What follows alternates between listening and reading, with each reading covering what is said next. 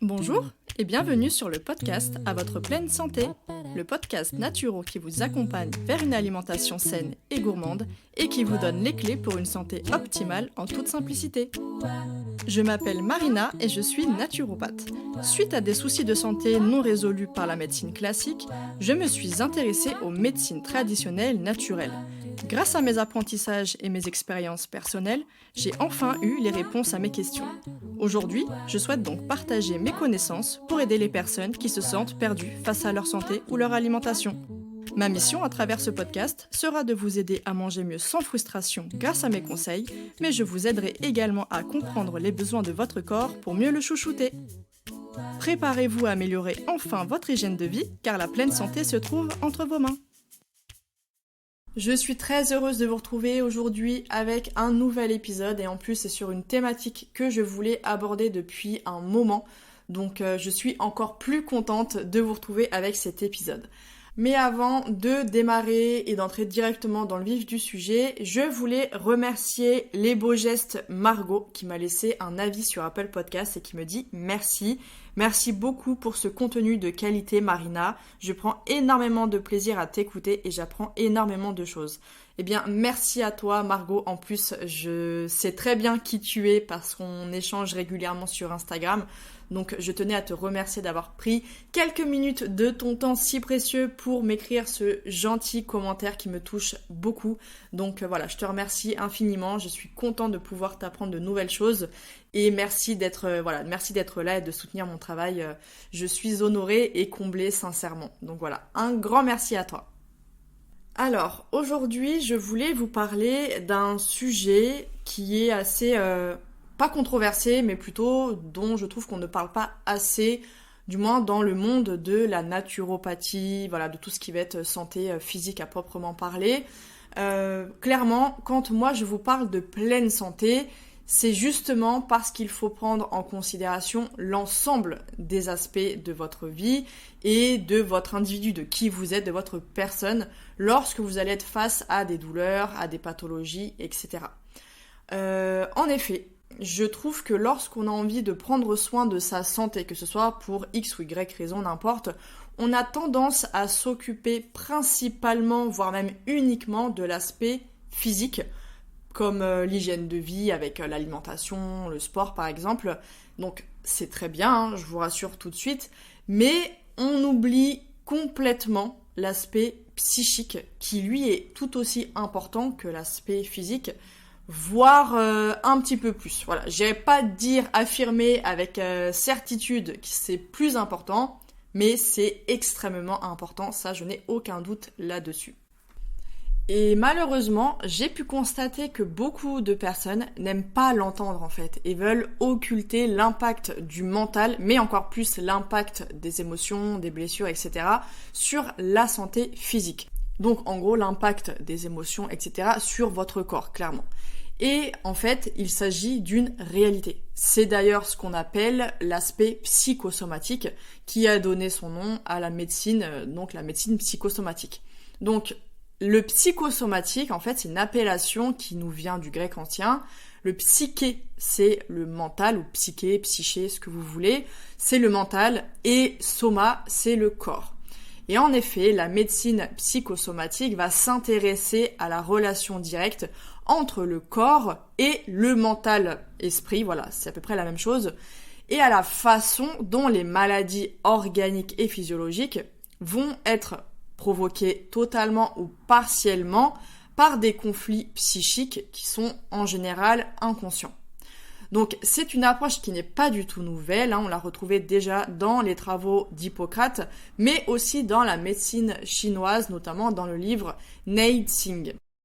Mais attention, parce que quand on parle de maladie psychosomatique, ça ne veut absolument pas dire que c'est une maladie qui est dans la tête. Non, il y a bel et bien une lésion organique, donc un trouble physique qui est réel. Simplement, ça va être un conflit mental ou alors émotionnel qui a provoqué un symptôme profondément inscrit dans le corps. Et d'ailleurs, j'aborderai davantage cette relation étroite entre le corps et le psychique pour vous aider à comprendre un petit peu plus le langage de votre corps et écouter les messages qu'il vous transmet. Parce que certaines personnes le savent déjà, mais j'ai commencé en début 2022 une formation justement en médecine psychosomatique pour tout simplement me perfectionner dans ce domaine parce qu'il est peu connu déjà. Et en plus, il est vraiment crucial, fondamental pour une bonne prise en main de la santé physique et de la santé mentale. Et pour revenir à ce que je vous disais juste avant par rapport au fait d'occulter un petit peu l'impact du psychique sur la santé physique, je vous rassure, je suis loin d'être parfaite parce que j'ai moi-même fermé les yeux sur cet aspect pendant très longtemps, pendant de très longues années, jusqu'à ce que je sois enfin prête, vraiment capable à revenir sur certains événements. Et c'est justement là que les choses ont commencé à changer. C'est la raison pour laquelle j'insiste énormément dessus, parce que à travers vos mots MAUX, il y a un esprit, il y a une âme qui demande à être écoutée, à être nourrie. Il y a des choses derrière, des messages, en fait, des mots MOTS que votre corps vous envoie. Et si la cause de vos soucis de santé ou tout simplement la cause de votre absence d'épanouissement personnel vient d'un stress mental ou émotionnel, donc un stress psychique, et ben c'est justement et c'est uniquement en revenant dessus de manière douce et adaptée évidemment que vous allez pouvoir agir sur la cause profonde et vous libérer. Mais concrètement, du coup, vous allez me dire, Marina, ok, c'est bien, merci, c'est gentil, mais concrètement, comment on agit dessus finalement ? Eh bien, pour moi, en tout cas, j'estime qu'il y a deux options selon votre capacité actuelle à vous livrer ou non. Parce qu'en effet, moi j'ai pu constater que pour certaines personnes, au début, ça peut être difficile de verbaliser certains traumas, certaines blessures, etc. Et d'ailleurs, ça peut être tout simplement dans l'inconscient. Donc on a vraiment l'incapacité totale à parler de ces événements. Et donc pour ces personnes, il va être plus judicieux, selon moi encore une fois, de travailler d'abord sur la somatisation, donc au niveau du corps, avant d'entamer un travail psychique qui en général est souvent verbal. Donc là, on va vraiment se servir du corps pour agir sur le psyché, sur le psyché. Vous dites comme vous voulez, en tout cas agir vraiment sur l'aspect mental et émotionnel. Par contre, si vous sentez que vous êtes prête, que voilà, vous êtes... ça y est, vous êtes capable en fait d'exprimer les choses que vous avez vécues, de revenir sur certains événements, eh bien dans ce cas, je vous recommanderais vivement de commencer déjà par un travail psychique. Et c'est d'ailleurs aussi le sujet de l'épisode du jour. Je vais vous donner évidemment mes techniques favorites pour vous faire gagner en temps et en énergie. Parmi toutes les techniques qui existent, ça va permettre un petit peu de faire le tri. Donc tout d'abord, comme je le disais, la première action, ça va être si possible, d'agir sur le psyché directement. On agit sur le cerveau, sur le mental, sur la partie émotionnelle. Et pour ça, ça va être l'ICV. Ok, donc l'ICV, qu'est-ce que c'est ? En fait, ça signifie l'intégration du cycle de la vie et c'est une technique qui a été créée au début des années 2000 par Peggy Pace, donc c'est une psychothérapeute américaine. Et donc cette technique, elle est basée sur des recherches en neurosciences sérieuses et elle va permettre de traiter en profondeur et de façon durable l'anxiété, le trauma, la dépendance affective, la sécurité de l'attachement de l'individu, la confiance en soi et évidemment bien d'autres difficultés et d'autres traumatismes. En fait, l'ICV va permettre de venir relancer ce qu'on appelle l'intégration neuronale et la capacité innée du corps et du psychisme à se guérir. Donc on agit vraiment sur les deux, c'est-à-dire le psyché et le soma, au niveau du mental, esprit et au niveau du corps.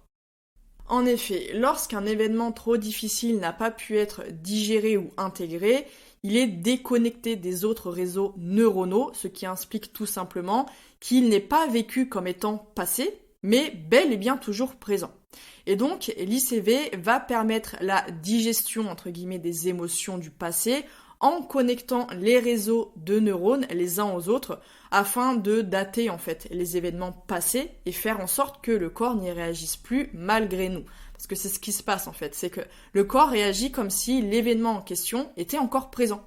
Par exemple, il y a eu un gros traumatisme, on a eu besoin de fuite en fait, et le corps va rester dans cette peur constante, dans cette fuite constante, alors que cet événement est passé en fait. Et pour le corps, eh bien, il va falloir quand même faire comprendre que c'est terminé. Et c'est ce que fait l'ICV. Et c'est la raison pour laquelle cette technique est efficace pour tout type de problème psychologique et surtout sans traumatiser à nouveau. Donc c'est ça qui est vraiment intéressant, je trouve, dans cette technique. Et si vous me demandez pourquoi je préfère et je recommande cette technique parmi toutes celles qui existent, c'est tout simplement parce qu'elle est efficace. Elle est rapide, elle fait partie des thérapies dites brèves, et surtout, elle est validée scientifiquement. On n'est pas sur un truc théorique, c'est sympa, c'est cool, mais non, là on est vraiment sur quelque chose qui est validé scientifiquement par rapport justement à toutes ces recherches en neurosciences qui ont été effectuées. Donc l'ICV est particulièrement indiqué en cas de troubles anxieux, de dépression, de traumatisme, de troubles du comportement alimentaire, d'addiction et aussi tout ce qui va être carence affective et troubles de l'attachement.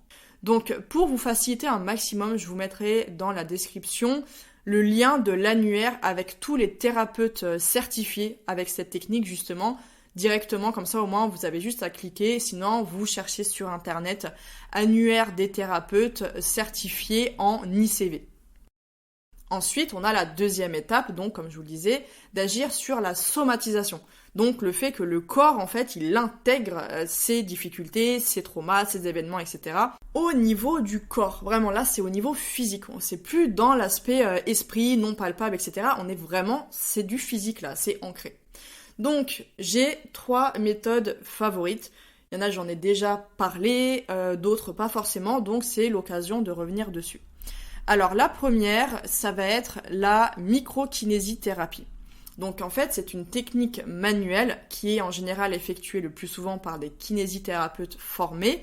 En fait, elle a été élaborée depuis les années 80 à peu près et elle contribue à la santé et au bien-être en aidant donc le corps à éliminer justement toute trace des agressions physiques et émotionnelles qui sont accumulées au cours de la vie.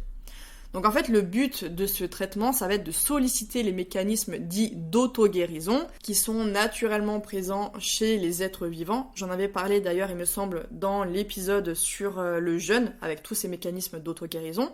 Bref, et donc il va venir éliminer les dysfonctionnements dont souffre la personne, justement. C'est donc cette personne, le corps de cette personne, qui va se réparer, entre guillemets, avec ses propres capacités. Mais donc concrètement, comment ça se passe une séance de micro-kiné qui n'est pas à confondre, et j'insiste là-dessus, avec la kinésiologie. Parce que la kinésiologie, c'est une technique qui peut sembler similaire, alors que l'une a été validée scientifiquement, c'est un travail vraiment très précis sur ce domaine-là, tandis que l'autre, pas du tout. Donc voilà, je préfère quand même le préciser, je n'ai rien contre ceux qui font la kinésiologie, mais là j'insiste sur le fait que ce sont 2 techniques différentes, et là je parle bien ici de micro-kinésithérapie.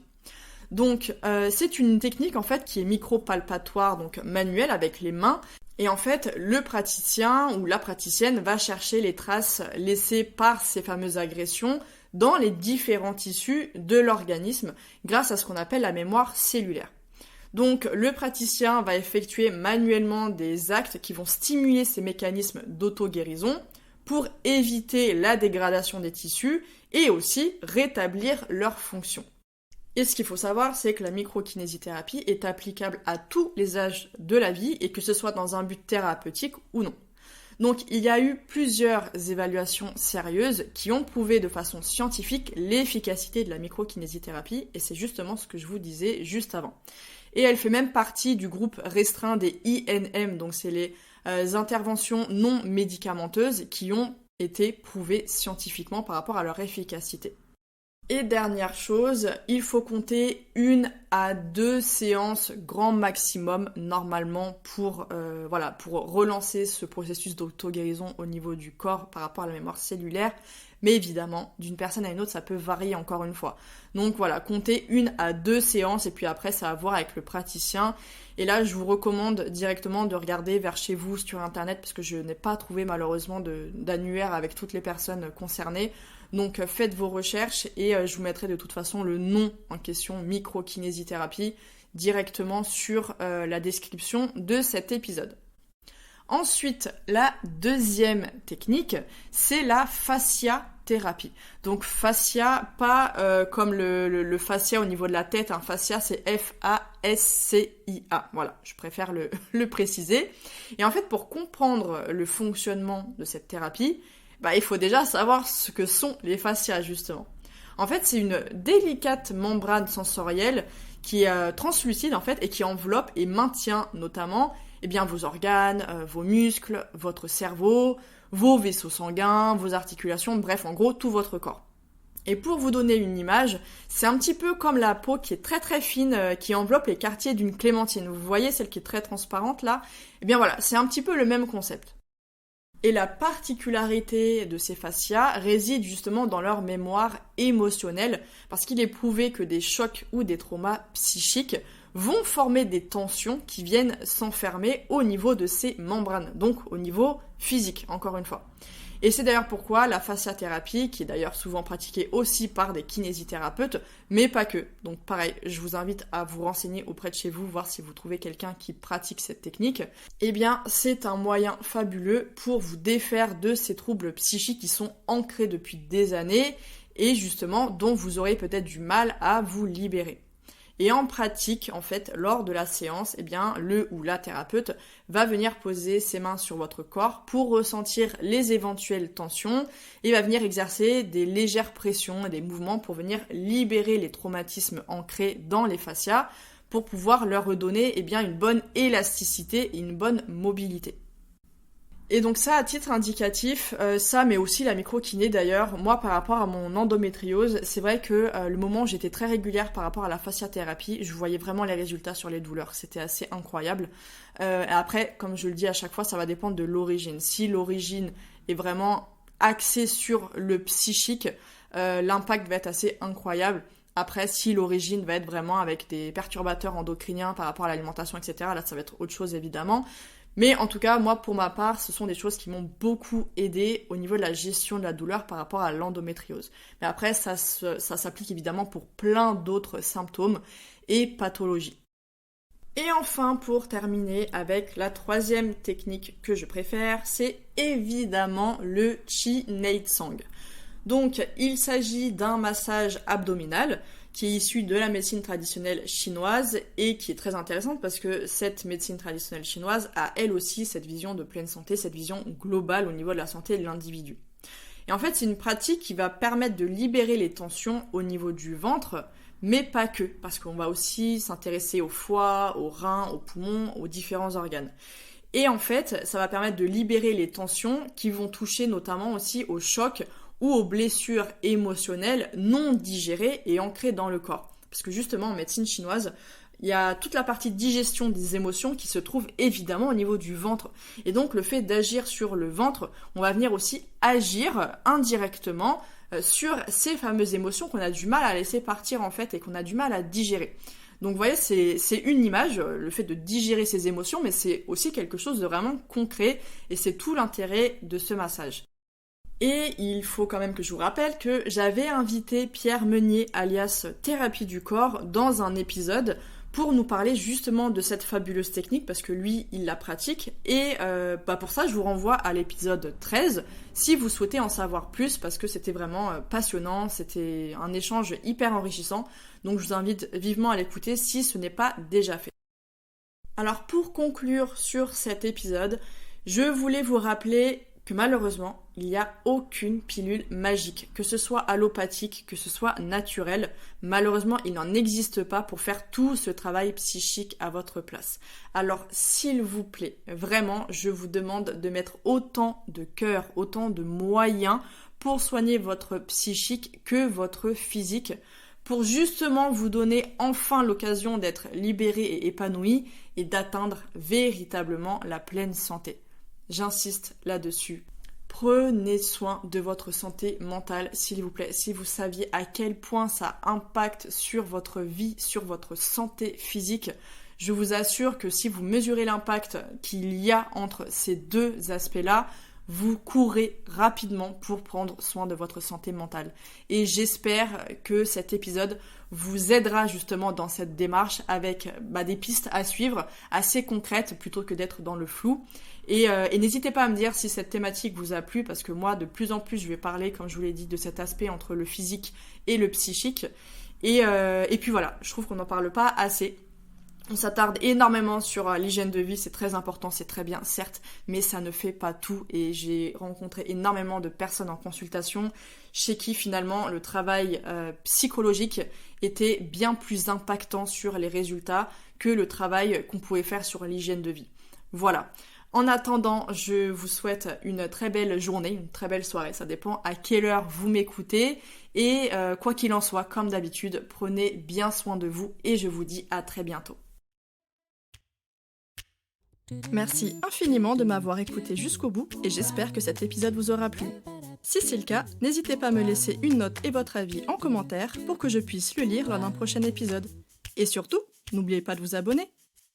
Je vous donne rendez-vous un mardi sur 2 pour améliorer votre hygiène de vie grâce au podcast À votre pleine santé. Retrouvez quotidiennement mes conseils et astuces sur Instagram, sur le compte Ma Vie Saine et Moi, mais aussi Facebook, Pinterest et sur le blog de mon site web maviesaine-et-moi.com.